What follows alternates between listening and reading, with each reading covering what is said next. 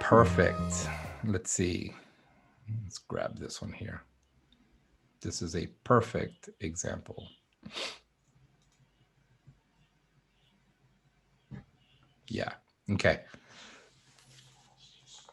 So by default, your join is what they call an inner join. In other words, if your person table is on the left and your address table is on the right, your join defaults into an inner join, which means it grabs the records that exist both on person and people. Make sense? Mm-hmm. With me on that? Yeah.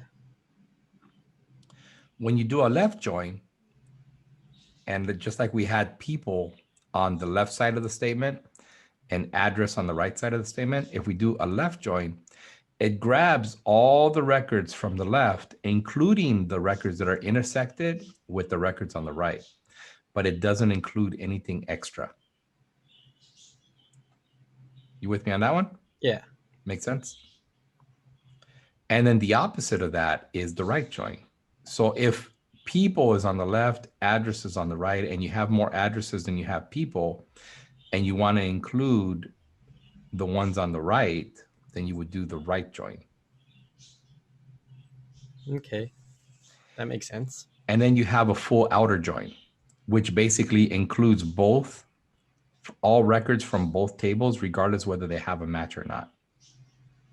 So if we had more records or unrelated records on address, in this case, we can't because we have that constraint. But if we had a different type of relationship or a different type of commonality between these tables, you would just grab everything. And whatever didn't exist on the left for the table on the right, it would just represent it with nulls. And the same thing, just like we see with Mini, right? We got null values for the address. We would get that as well.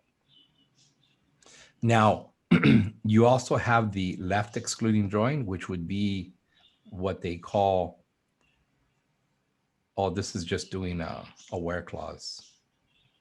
But you can also exclude records from the intersect.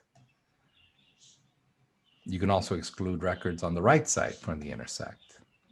And you could say, give me whatever doesn't exist on either one. Where there is no intersect, you would do that type of join, right? But you would do it with a where clause. It wouldn't be like any keyword on the join itself. And so, does that make sense? Yeah. So that's your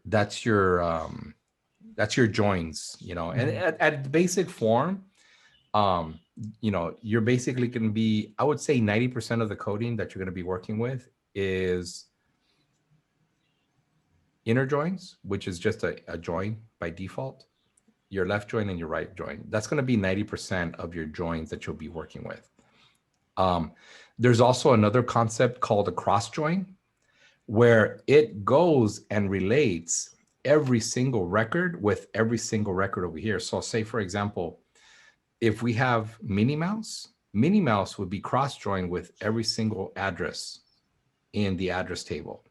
And then Donald Duck would be joined with every single address. And then Daffy or Goofy, whatever, and then Minnie, it would have that type of relationship where it just joins everything with everything else. And that's called a cross join. You normally use cross joins to generate data, not necessarily to join data. You know, does it make sense? Yeah.